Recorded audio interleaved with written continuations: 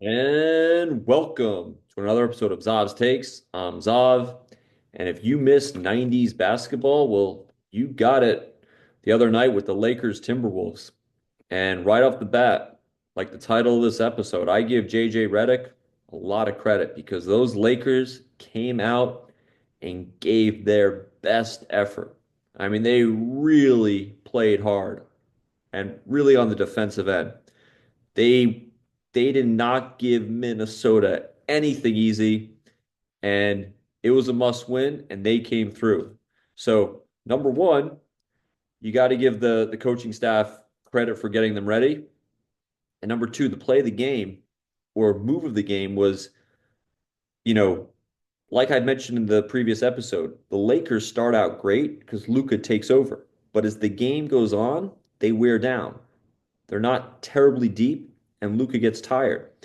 And the play of the game was in the third quarter when they had cut. The Lakers had a lead up to about 22 points, and the Wolves made a run, and they got it down to 11, about midway, I want to say about 7, 8 minutes left in the third. And Redick called the timeout, and the TNT mics caught him just cursing out his team.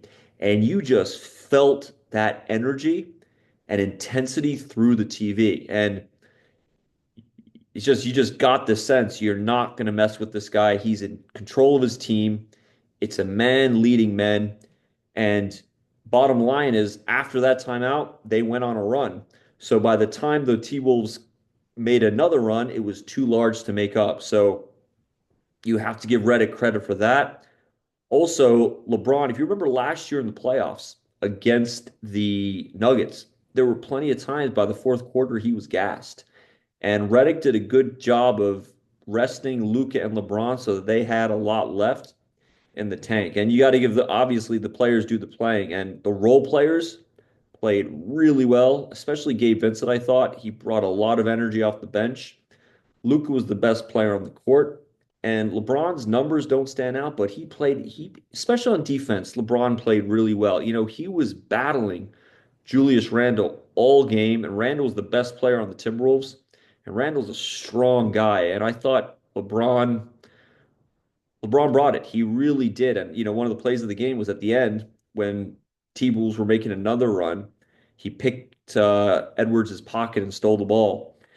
Also, you got to in the post game, Anthony Edwards was saying that the zone was confusing him. He was confused every time he got the ball. So you give Redick credit for that. So overall, look, Lakers won a must win, and Redick, that's what stood out to me was the coaching. Redick really impressed me for all the reasons I just mentioned. And to piggyback off that, on the other side, Anthony Edwards, before the game, he was walking through the Lakers warm up and just trash talking nonstop, even before the game, early in the game. Listen, that's fine. You want to do all that trash talking, but first quarter, Lakers come out blazing. He did nothing. He did nothing the first quarter. So I think the Timberwolves need a vet, someone to pull him over and say, listen, these games are intense. It's the playoffs. You need to save your energy.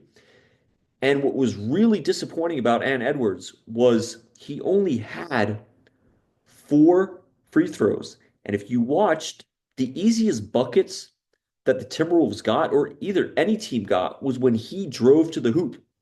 Lakers don't have anyone quick enough to stop him. Lakers don't have a shot blocker. He should drive, drive, drive. Now, look, you're going to get beat up doing that, but that's what all good scorers do. Good guard scorers. You think about Jordan, Kobe. In these type of defensive tight games, you got to get easy points on the line. And to only have 4 free throws was disappointing. I don't think Edwards realized that you got to have that killer mentality. You had the Lakers down one, bring it that first quarter. Drive, drive, drive. Get them in foul trouble. And like I said, a lot of trash talking. He played well at the end. The play of the game was obviously him dunking on Hayes, but I think more of that early. So that's where the Timberwolves need a little leadership. Someone's got to pull him over and just tell him, listen, man, save your energy, laser focused in like the Lakers were, because we haven't won anything yet. That's what I think the Timberwolves players have got to tell. Anthony Edwards, and he's got to push the ball more. I thought he was too slow bringing the ball up the court. Again, I think the Timberwolves are better athletes. They're in better shape, especially compared to LeBron's 40, Luka we know. So I think he's got to push the pace more. They only had I want to say only six fast break points.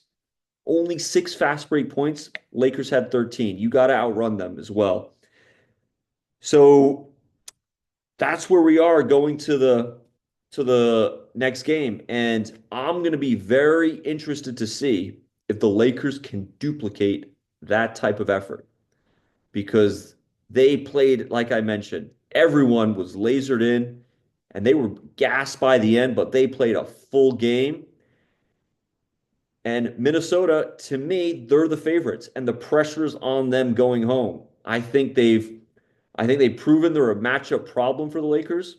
I think they've got bigger size, and I don't think there's anyone to stop Ant Edwards, you know? And I agree, Luka's the best player on the court, but I think you could wear the Lakers out. So we'll see. But game one, whether it's the way he got them ready, the way he used his rotations, calling critical timeout, and the minutes he gave, the way he used Luke and LeBron, I give JJ Redick a lot of credit for game two. And listen, let's see what Chris Finch could do for game three.